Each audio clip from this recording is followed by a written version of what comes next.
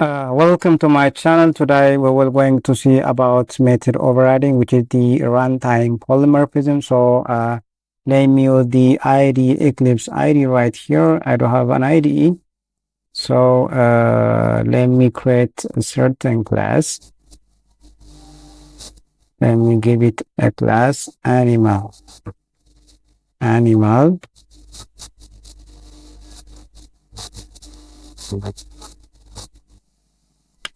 I don't have a class which is named animal, and let me create a method right here, public void animal sound, or let me make sound.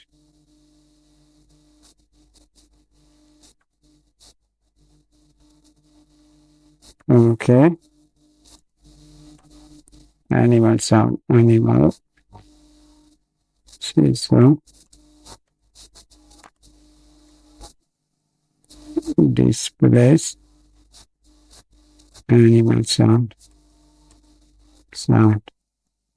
Okay, so I do have a class called named, and it has a method which is sound. So let me inherit this class so as to override this method. Override means the exact copy of the method will be included in the subclass which exists in the super class. So there is a super class to the child class, or super class to subclass hierarchy. So let me create another class which is a dog. Let me use a class named dog. So extends animal, public void sound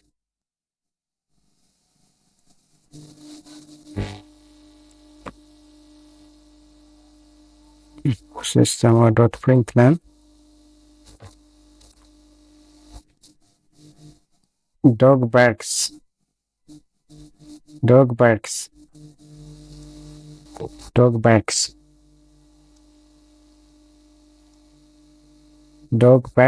And let me have another class which is lion.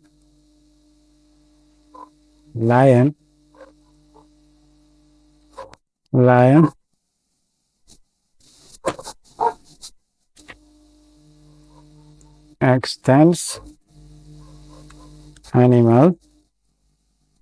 Here I'm just creating the parent to child class relationship between the class animal and lion. So let me have a method public void sound. Let me open the curly brace right here. See, so it's shortcuts. Lion roars. Lion roars. So as we see here, all three classes, they have the same method name. We don't have a sound, not only method name, they don't have the same return type, and they don't have the same number of parameters. So all the method signatures should have to be the same if a method is overridden in the subclass. So they will going to have the same name, but they will going to have their own implementation. So when we come here in the animal class, it will going to print out displays animal sound.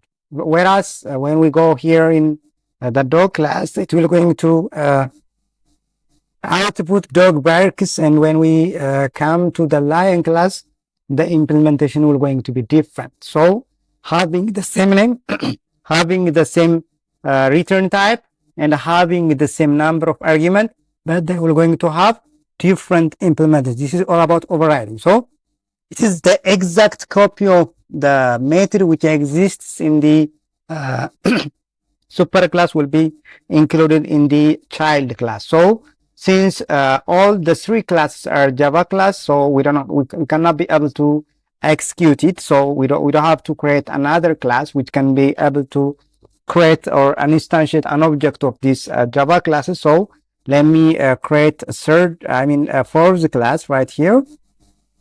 So let me animal test. Let me call it animal test. Animal test. Let me click this one so as to include the static main method. Good. So right here, I will going to instantiate an object for a lion and a dog, and also for animal. So let me create an object of dog. So I will going to use the class name dog, and let me pop new dog. We don't have to send a value right here, since it's just using the default constructor. Let me use lion name L1. Let me make it L1 new lion. So right here, I can be able to create an object of dog as well as an object of lion. So I can be able to invoke each object, each matrix. So right here, let me use pub dot display. A sound. So when I invoke this one, it will going to invoke a method which resides in the lion class. So the expected output will be lion roars will be displayed. When we invoke a method, we will going to use the same name as well as the same number of parameters. But depending on the object, for example, let me see this one. Pop is an object of dog, so the dog method will going to be invoked right here. So let me use L1 sound. Okay, good.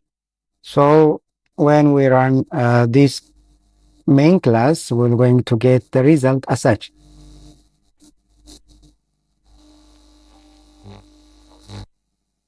So the result will be like this. Dog barks. Since we are calling the dog method right here, so the expected result should have to be as such. Dog barks has been displayed right here. The second one, lion. The second one is a lion. Lion roars. We don't have an output, lion roars. So lion roars has been displayed. So thanks for watching. If you like this video, like, share, and subscribe, so you will get notified when I upload new concepts. Have a nice day. Thank you.